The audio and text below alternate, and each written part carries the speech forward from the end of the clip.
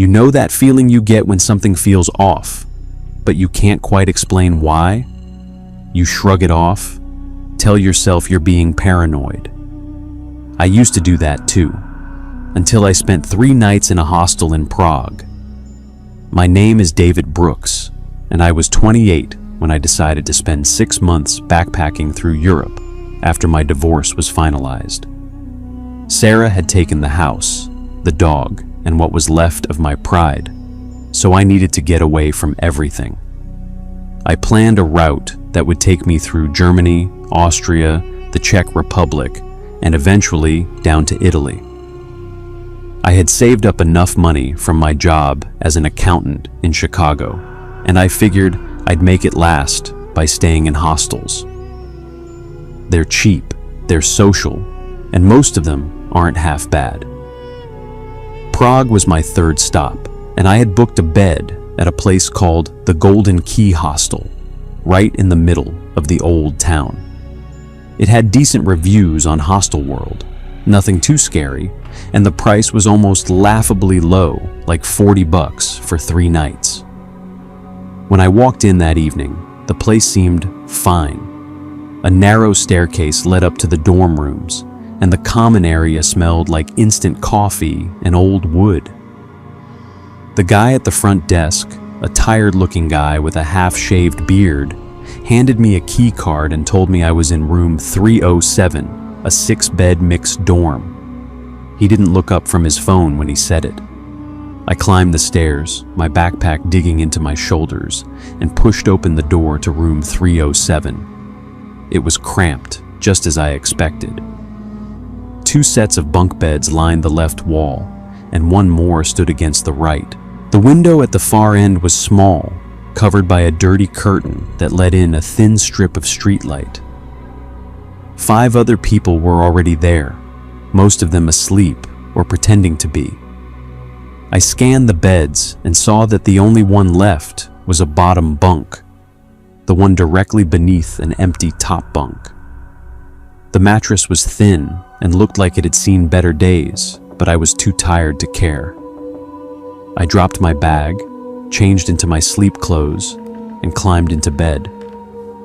As I lay there staring up at the empty mattress above me, I noticed how close the top bunk was to my face. Maybe 2 feet of space, just enough to hear every creak and rustle. I told myself it wouldn't be a big deal, that whoever took that top bunk probably wouldn't show up until late. I closed my eyes and drifted off to the sound of snoring from somewhere across the room. The first thing I noticed when I woke up, some unknown hour later, was the weight. It felt like someone was sitting on the edge of my bed, pressing down on the frame. I opened my eyes slowly, and my heart nearly jumped out of my chest. There was a face staring down at me from the top bunk, just inches from mine. It was a woman, I think, though it's hard to say because her features seemed wrong somehow, like a photograph that had been slightly distorted. Her skin was pale, almost gray, and her eyes were wide open, unblinking. She wasn't looking at me though. She was looking past me, toward the door. I froze, my breath caught in my throat, and I didn't move or make a sound.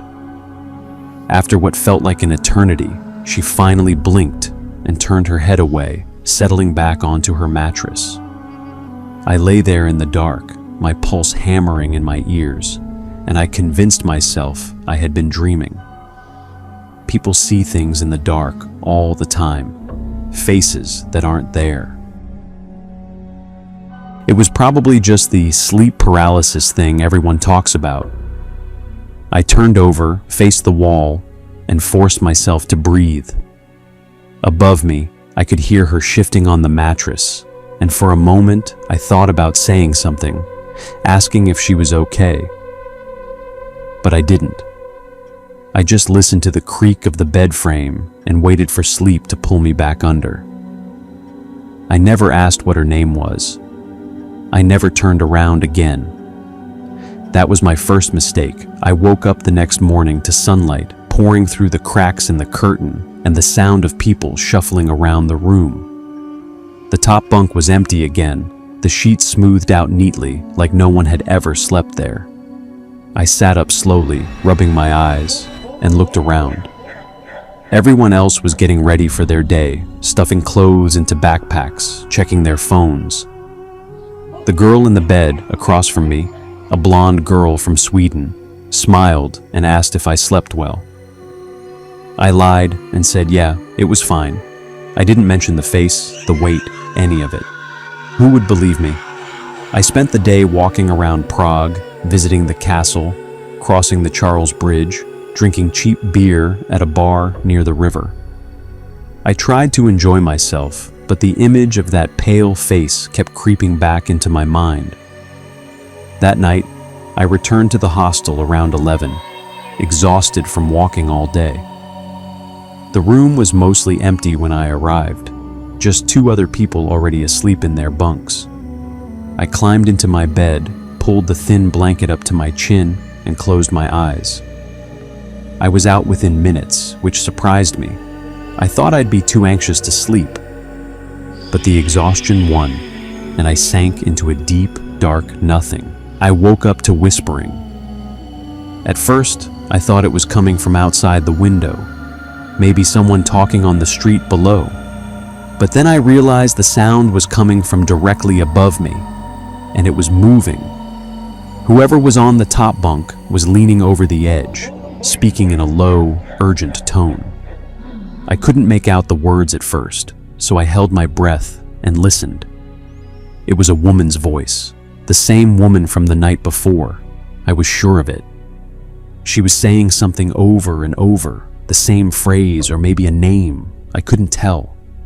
It was like she was reciting something, a prayer or a list, and her tone never changed, never rose or fell. I lay there completely still, terrified to move or make a sound. Then she stopped. The silence was worse than the whispering.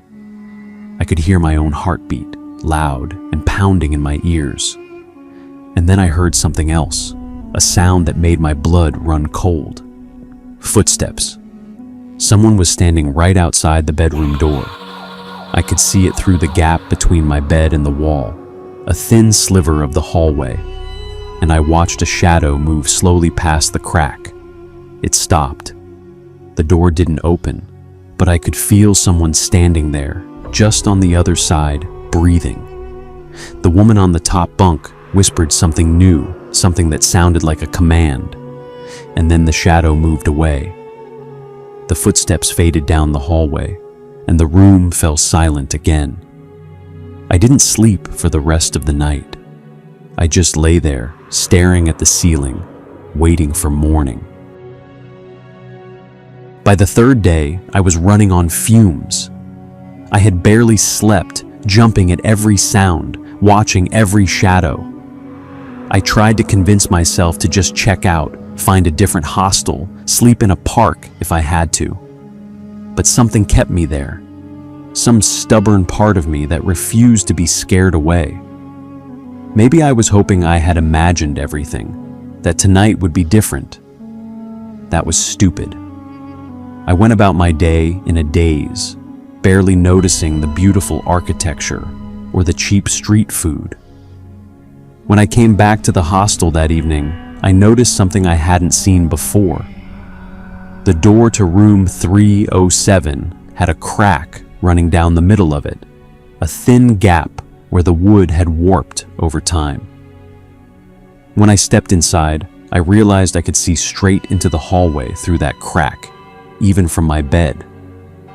Anyone standing outside the door would have a perfect view of me lying there. Anyone. That night, I lay awake for hours, waiting. I had turned off my phone so the screen wouldn't distract me, and I focused all my attention on the top bunk above me. I could hear breathing up there, slow and steady, like someone was asleep. But I didn't trust it. I kept my eyes locked on the underside of the top mattress, watching for any sign of movement. At exactly 3:17 a.m., she started whispering again. This time, It was louder, more urgent. I could hear her clearly now, and what she was saying made no sense to me. She was listing off names, or maybe addresses, something like that. She said them in a monotone, like she was reading off a script, and between each name, she would pause for exactly 3 seconds. I counted. The door creaked, and I felt my stomach drop. Someone was pushing it open from outside, slowly, inch by inch. Through the crack, I could see a hand appear, pale and thin, pressing against the wood. The woman on the top bunk stopped talking and went completely still. The door opened just wide enough for me to see the hallway, and standing there was another woman. She looked exactly like the woman on the top bunk. Same face, same pale skin, same wide, unblinking eyes. She was wearing the same clothes too, a dirty white nightgown that hung off her shoulders. But this one was different because she was smiling. It wasn't a nice smile. It was the kind of smile that doesn't belong on a human face, stretched too wide, too wrong. She stepped into the room and walked toward the nearest bed, the one closest to the door. A guy was sleeping there, some backpacker from Australia, and the woman walked right up to his bed and stood over him. She didn't do anything, just stood there, smiling down at him. Then the woman on the top bunk whispered something, and the standing woman turned and walked back out of the room. The door closed behind her, and the room was dark again. I lay there shaking, tears streaming down my face, and I prayed for morning to come.